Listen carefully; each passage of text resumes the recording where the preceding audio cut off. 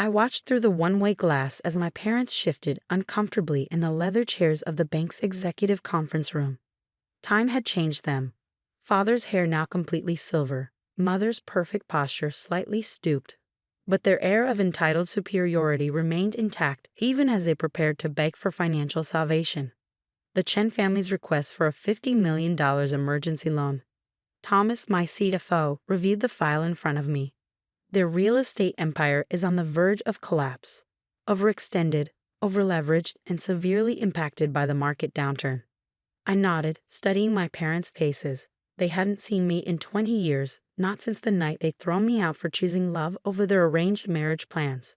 My name is Victoria Chen, and 2 decades ago, I was the perfect daughter of one of San Francisco's wealthiest families. Then I fell in love with James Walker, a brilliant software engineer from a working-class background. My parents' response had been swift and absolute: marry their choice, wealthy real estate heir Andrew Kim, or be cut off completely. I chose James. They don't know you own Meridian Bank? Thomas asked quietly. No, I replied, remembering the day I'd walked away from my family's wealth and privilege. They probably assume I'm living in some middle-class suburb, married to my poor husband. The irony wasn't lost on me. James's software innovations had made us billionaires within 10 years of our marriage, while my parents continued building their real estate empire the old way, through connections, leverage, and family money. We quietly revolutionized financial technology. 5 years ago, we'd bought Meridian Bank as part of our expansion into financial services. Now, watching my parents await their fate in that conference room, I thought about all they'd missed. Our wedding, celebrated with friends who loved us for who we were, not what we owned. The birth of our children, now teenagers who'd never met their grandparents. Every success, every milestone, every moment of the life they deemed beneath them. Their financials are worse than they're admitting, Thomas continued, flipping through reports. Without this loan, they'll default on multiple properties within months. The Chen empire will collapse. I studied the papers in front of me. The numbers told a clear story. My parents had overextended, betting big on luxury developments just before the market turned. Their old methods of doing business, relying on personal relationships and social connections, hadn't adapted to changing times. Mrs. Walker. Thomas's voice pulled me from my thoughts. How would you like to proceed? Before I could answer, the conference room door opened and Robert Nash, our senior loan officer, entered to meet with my parents. I turned up the room's audio. Mr. and Mrs. Chen, Robert began formally. I've reviewed your loan application. Surely you know our reputation, my father interrupted, his voice carrying that familiar note of aristocratic assumption. The Chen family has been a pillar of San Francisco society for generations.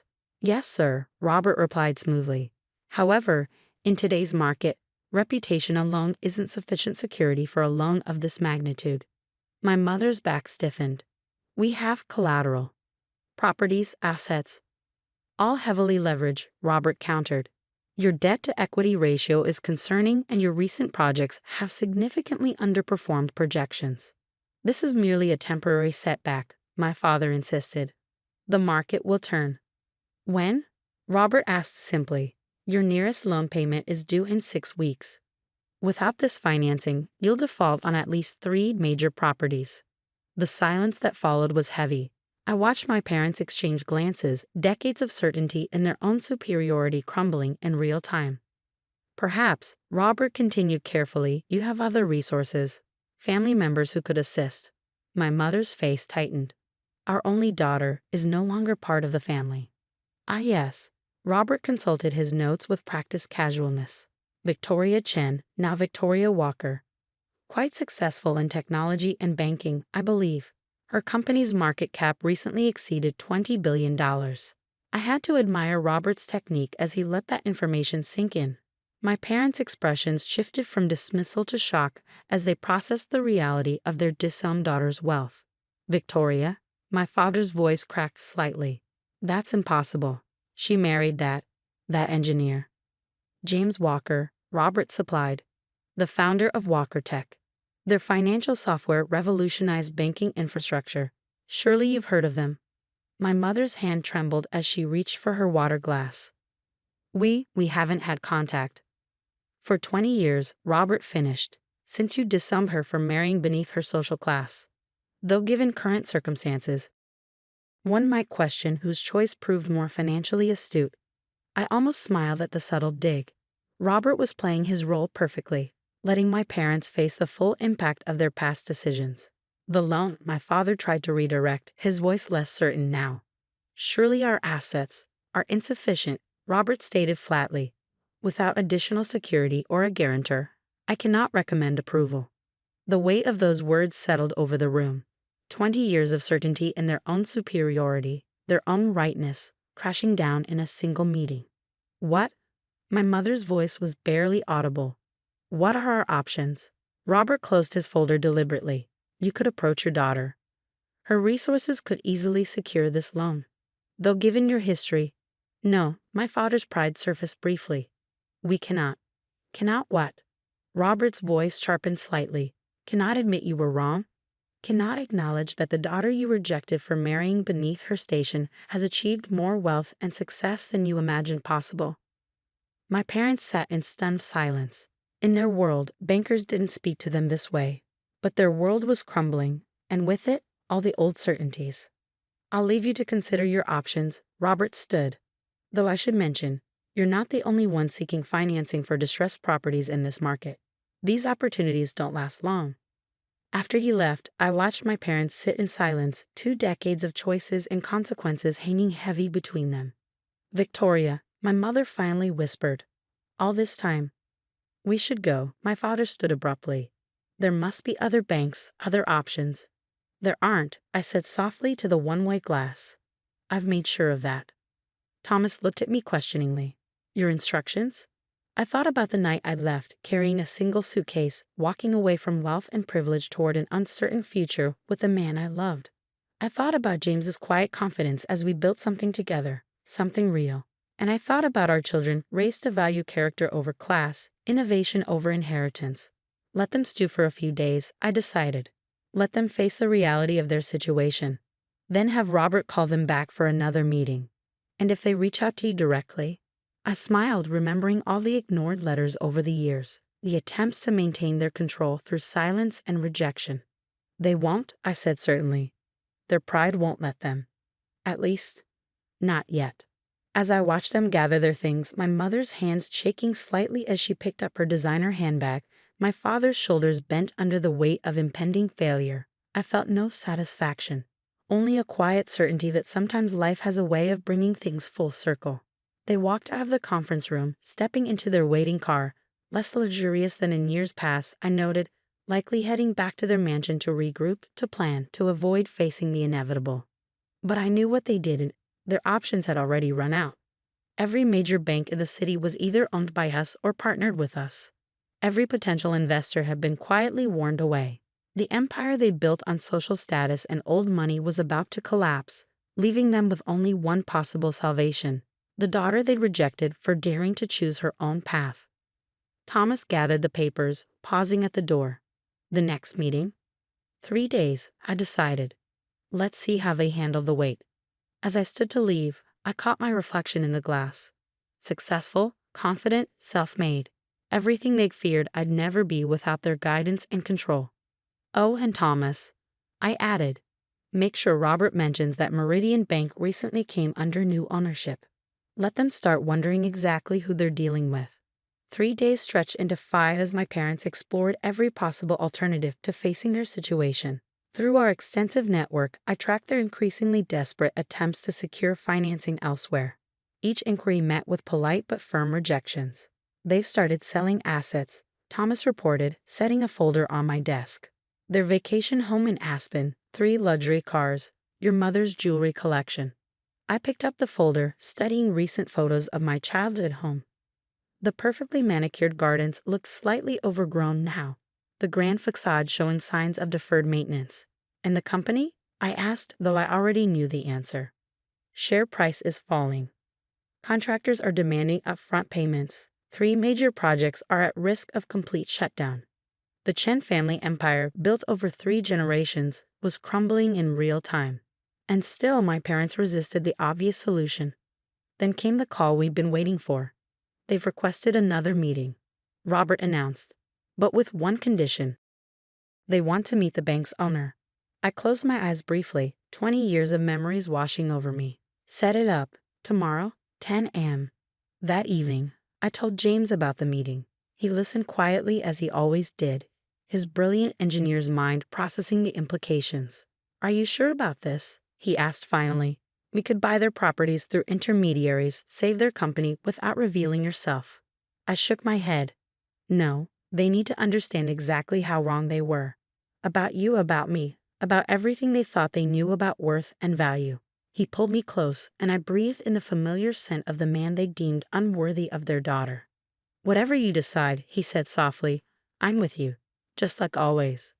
The next morning, I dressed carefully, not in the designer labels my mother had insisted were essential to our social status, but in a perfectly tailored suit that spoke of confidence rather than wealth, success on my own terms.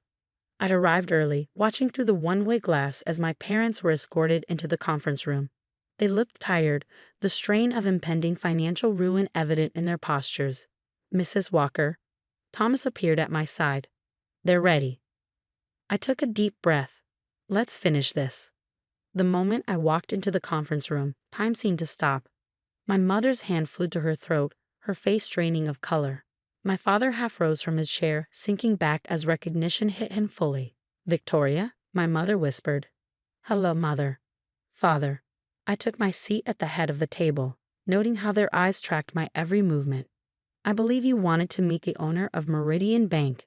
The silence that followed was deafening. 20 years of rejection, of pretending I didn't exist, shattered by the reality of their current situation. "You," my father's voice cracked. "You own the bank." Among other things, I kept my tone professional. "Walker Tech, my husband's company, you remember James, the unsuitable engineer, has grown significantly since you last saw us." All this time, my mother's perfectly maintained facade cracked slightly. "You've been successful?" "Yes." I opened their loan application. Unlike Chen Developments, which appears to be on the verge of collapse, my father's pride made one last attempt. "We don't need." "Yes, you do," I cut him off. "You need $50 million immediately to avoid default. Another $100 million within 6 months to stabilize your projects. Without it, 3 generations of the Chen family legacy disappears." They sat in stunned silence as I laid out their situation with brutal precision. "How?" My mother's voice trembled. "How did you build all this?" I gestured to our surroundings. "Without your connections, your social circle, your arranged marriages, by understanding that true worth isn't about who you know or where you come from. It's about innovation, adaptation, seeing the future instead of clinging to the past." "Victoria," my father leaned forward. "Whatever happened, we're still family." "Are we?" I met his gaze steadily. 20 years ago, family meant controlling who I could love. It meant choosing status over happiness. It meant turning your back on your only daughter because she saw value in something beyond your narrow definition of worth. "We were trying to protect you," my mother whispered. "No," I corrected quietly. "You were trying to control me." "There's a difference." I pulled out another folder, photos of my life they'd missed. My wedding to James, the birth of our children, holidays, celebrations, moments of joy shared with people who loved us for who we were, not what we owned. "Your grandchildren," I said, watching their faces as they stared at images of teenagers they'd never met. "Emma's starting college next year. MIT, early admission. Michael's already developing his own software. They've never known their grandparents, never understood why their mother's family chose pride over love." Tears rolled down my mother's face as she touched the photos. My father's hands trembled slightly. "The loan application," I continued professionally. "I'll be direct. No other bank will help you. We made sure of that. Your only option is Meridian Bank, is me." "What?" My father swallowed hard. "What are your terms?" I placed a document on the table. Full disclosure of all assets and liabilities. Complete restructuring of management. You'll step down. Professional executives will be appointed. And I pause, letting the moment stretch. "And," my mother prompted, "and you'll both attend Sunday dinner at my house. Every week, you'll get to know your grandchildren, not as heirs to a fortune, but as the remarkable people they are. You'll see the life you rejected, understand the happiness you dismissed as beneath you. They stared at me, decades of pride warring with desperation. If we refuse, my father asked quietly, then Chen Developments fails. Your empire collapses, and you spend your retirement wondering if your social status was worth the family you lost. The silence that followed was heavy with 20 years of choices and consequences. When? My mother's voice wavered. When is dinner? Sunday at 6. I stood gathering my papers. Don't be late. Emma's making her grandmother's dumplings. The ones you taught me before status became more important than family. As I walked to the door, my father called out, Victoria, we were wrong. I turned back, seeing for the first time not the powerful parents who'd shaped my childhood, but two elderly people facing the consequences of their choices. Yes, I said softly. You were. The question is, are you ready to make it right? The following Sunday, at exactly 6 o'clock, a car pulled up to our house. Not their usual luxury vehicle, but a modest sedan. I watched through the window as my parents approached the door, clutching a bottle of wine and looking more uncertain than I'd ever seen them. Emma opened the door, the granddaughter they'd never met welcoming them with her father's warm smile and her mother's strength. You must be my grandparents, she said simply. Come in. Dinner's almost ready. As they stepped into the home I'd built with the man they'd rejected, I saw them take in the success their narrow vision hadn't been able to imagine, not in designer labels or imported furniture, but in the patents framed on the walls, the prototypes of James's innovations, the awards for contributions to technology and finance. Welcome, James stepped forward, the unsuitable engineer now a respected innovator. We've been waiting a long time for this. And as we sat down to dinner, 3 generations at one table for the first time, I watched my parents begin to understand what they'd really lost 20 years ago. Not status or social position, but the chance to be part of something genuine, something built on love and innovation rather than privilege and pride. It wasn't forgiveness. Not yet. That would take time, effort, and genuine change on their part. But it was a beginning. A chance to rebuild not just their company, but something far more valuable. A family connection based on who we were, not what we owned. The Chen Empire might have crumbled, but from its ruins, something more authentic could grow. If they were willing to learn, to change, to see value beyond their old definitions of worth. As Emma served her dumplings, perfect replicas of her grandmother's recipe, learned from my memories rather than direct teaching, I saw tears in my mother's eyes. Perhaps she was finally understanding that true legacy isn't about money or status. It's about the connections we build, the love we share, and the courage to choose what's real over what's expected. The future would be different from anything they'd imagined, but maybe, just maybe, it would be better than the life they tried to force me into all those years ago. Because sometimes the best revenge isn't about making others suffer, it's about showing them exactly what they lost by being unable to see beyond their own prejudices. And as we ate together, this broken family taking its first steps toward healing, I realized that success truly is the best revenge, not because it proves others wrong, but because it proves you right for believing in yourself when no one else would.